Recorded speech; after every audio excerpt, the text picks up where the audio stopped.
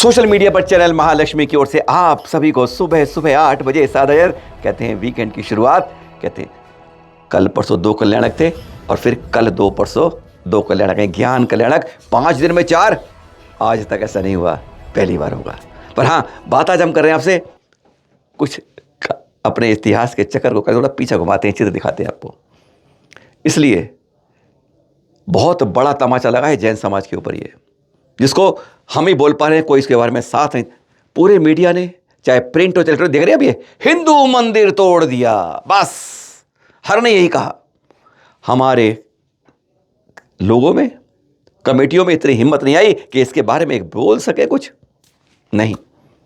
आखिर डर, भय, सदमा, भयावता और उसके बाद अतिक्रमण, उसके बाद मारपीट, लाठियां, तलवार, पत्थर, क्या क्या पड़ेगा, उसके बाद क्या बचेगा वो अल्पसंख्यक में आदिवासी समाज का, एकदम जैसे कचूमर निकाल दिया। देख रहे हैं ये आपको इसलिए दिखा रहे हैं जागने के लिए, कल यह इतिहास ना बन जाए, काला पन्ना इतिहास में ना जुड़ जाए कि जहां ये लिखा गया कि हिंदू मंदिर तोड़ दिया गया। कभी भी इस बात को, इतिहास को नहीं रखा जाना चाहिए।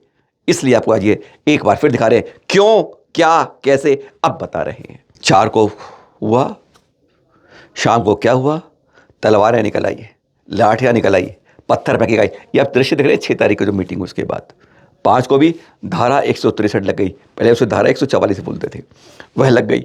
लेकिन जैनों पर अतिक्रमण नहीं हुआ अभी तक। इस समय तक किसी कमेटी ने उसकी कंप्लेन एफआईआर की कोशिश नहीं करी। हमें सूत्रों ने बताया है कि जब ये बात की गई कि अध्यक्ष महोदय इसकी करो, तो उन्होंने कह दिया माली करेगा, और माली कहता मैं क्यों करूंगा।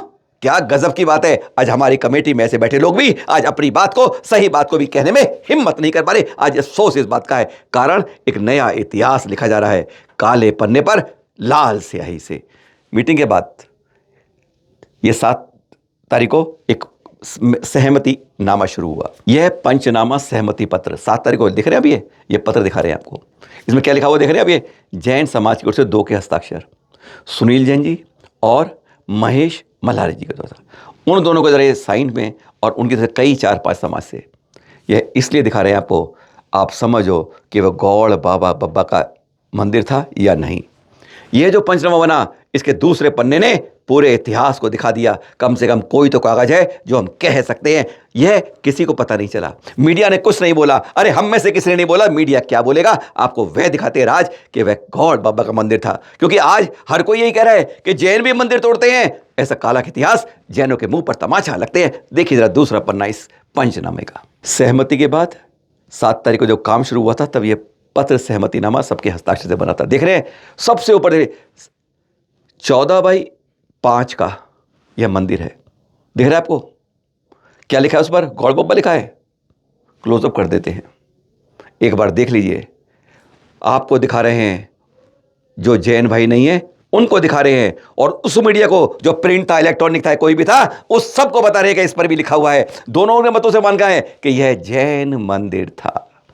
200 साल प्राचीन जैन मंदिर था, जिस पर आगे नहीं लिखा अतिक्रमण कर लिया था। हम जोड़ के बता रहे हैं अतिक्रमण ऐसा कि उसके बाद साम दाम दंड भेद ये हमारा बन गया। और आज जैन समाज को अपने मंदिर को तो कहते हैं देना ही पड़ा, साथ में 711 फुट अलग जगह देनी पड़ी। आगे देख रहे हैं नक्शा, यह सहमति पत्र बता रहा है। दोनों मंत्र मानते हैं, समाज सारे मानते हैं। यह उस सहमति पर है कि वास्तव में यह कोई नहीं बोला इसके बारे में, सबने कह दिया। क्या यह इसलिए दिखाया जैन समाज को हकीकत, क्योंकि हमारे जैन समाज में लोग बोल रहे थे कि यार ये नंबर उनका मंदिर तोड़ दिया जैन समाज के लोग, कैसे गए हैं सब सागर के लोग। हकीकत यह बता रहा है पत्र। इसलिए गलत मत समझना, जैन समाज को अहिंसावादी है, महावीर की संतान है। उसने कभी ऐसा आज तक नहीं किया था, ना किया है, और शायद आगे भी नहीं करेगा। यह है पहचान कि जैन मंदिर था जिस पर अतिक्रमण किया गया, और उसको भी आज जैन समाज के इतिहास से मिटा दिया गया। आखिर कहना था तो यह था कि तोड़फोड़ हुई तो जैन मंदिर में हुई थी। 6 को बैठक हुई। आज आपको वह बता रहे हैं जो बताया नहीं जाता है। तो सुन लिया ना आपने, ये दृश्य देख लीजिएगा आप। ये दृश्य भी नहीं देखेंगे आपने, कोई नहीं बोलेगा। बड़े बड़े अखबार, पत्रिका, भास्कर जो वहाँ के ना चुने जिन्होंने फ्रंट लाइन न्यूज़ छापी थी, फ्रंट पेज छापे थे, पूरी 8 कॉलम की न्यूज़ छापी थी, उनमें से कोई नहीं बोलेगा। आज तक एबीपी, ऐसे टाइम्स नाउ, वह अखबार भी, वह भी चैनल भी नहीं बोलेंगे आज। कोई नहीं भूलेगा इस दृश्य को।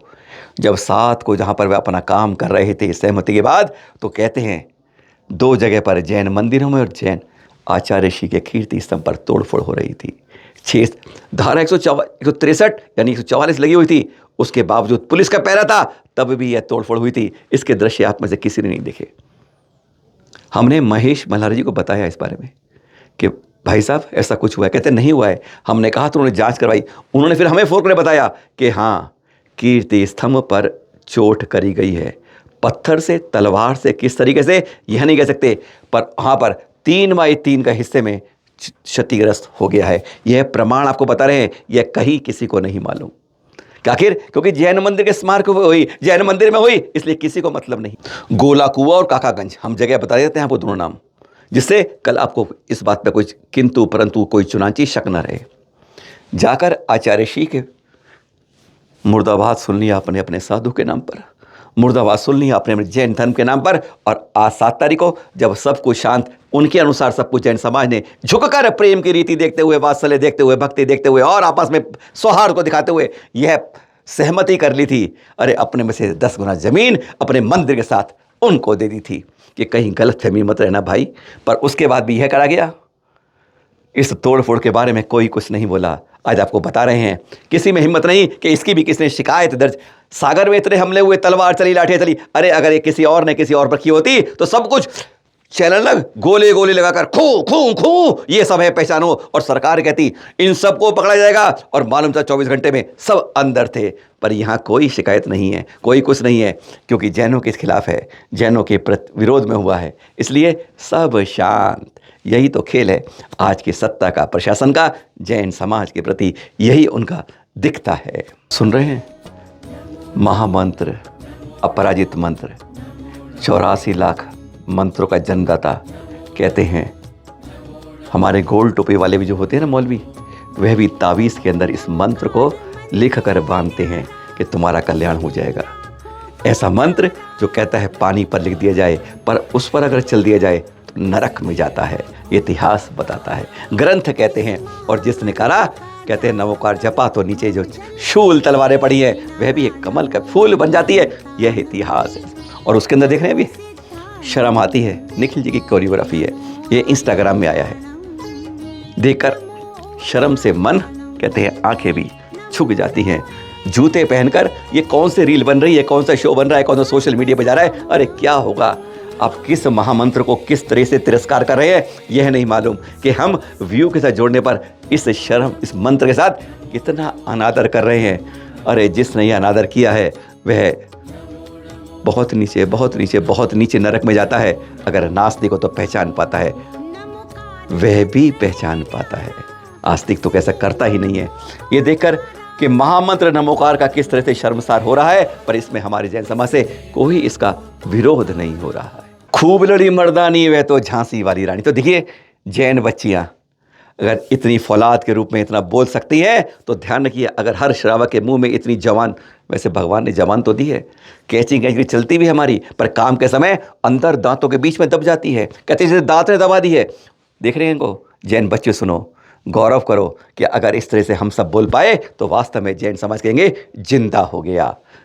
जो कुंभकर्ण की नींद तो कहेंगे तो जग जाता है वो तो 6 महीने में, पर यहाँ तो कहते हैं जैन समाज उठता ही नहीं है। जगने की तो बात देखिए, इन बच्चों से सीखिए कि किस तरीके से जब समाज में कोई पूछता है, बाहर सड़क पे पूछता है, तो उनका जवाब क्या होता है। सुन तो ले एक बार। अगर हम आपके हिंदू मंदिर में हॉस्पिटल बनवा दें या आपकी मस्जिद पे कुछ और करवा दें तो आपको कैसा लगेगा? तो आप हमारे मंदिर पे ऐसे, आप राम मंदिर में कुछ कर दे तो सारे पूरे हिंदू उखड़ जाते हैं। हम जैन माइनॉरिटी में हैं। मंदिर रहने दो, मंदिर को मंदिर रहने दो। हम प्यार से कहते हैं उस जगह पर अगर वो मांसाहार बनेगा, हम लोग बाहर की शराब नहीं पीते, वहाँ पर शराब बेची जाएगी, लड़के लड़की घूमेंगे, गर्लफ्रेंड वहाँ पर ऐसे कुछ भी हनीमून प्लेस बना देंगे। बिना पानी पिए, जिस सीजन में हम बिना पानी पिए जाते हैं, वहाँ लोग आलू और प्याज खाएंगे तो हम कैसे एक्सेप्ट कर सकते हैं? जाते जाते एक दर्दनाक तस्वीर बता देते हैं, समाचार बताते हैं। आप से कई धर्मेश भाई देख रहे हैं आप, ये 8 दिन के अंदर दूसरा हादसा है। अस्पताल में आईसीयू के अंदर जिंदगी और मौत से एक लड़ाई चल रही है इस समय। क्या कसूर था? कोई नहीं, विहार करवा रहे थे, ऑटो ने आके टक्कर मार दी। सुबह 6:30 का वक्त था। 9 दिन पहले सुना था ना, विनोद जैन भाई 17 साल का युवा था, बस इसी तरीके से उसने अपना कहते हैं जीवन समर्पित कर दिया था, अपनी जान न्योछावर कर दी थी उस विहार में। कहाँ कहाँ गलती हो रही है, कहाँ चूक हो रही है, एक समाज के सामने एक प्रश्न छोड़ के जा रहे हैं कि कहाँ गलती करते हैं, कौन करता है, कैसे करता है, कब करता है, इस बारे में हमें ज़रूर देखनी होगी। 8 दिन के अंदर 2 को दिख रहे हैं, एक ज़िंदगी और मौत के बीच में जूझ रहा है और दूसरा जूझते जूझते चला गया है। जागना होगा, समझना होगा। हर विहार में पुलिसों की सुरक्षा नियम बना लीजिए, कानून बना लीजिए, समझ लीजिए अपनी तरफ से ये मंतव्य है। सभी समितियां प्रण कर लीजिए कि हम विहार कराएंगे, मिलकर कराएंगे, पर उससे पहले पुलिस को सूचना जरूर देंगे।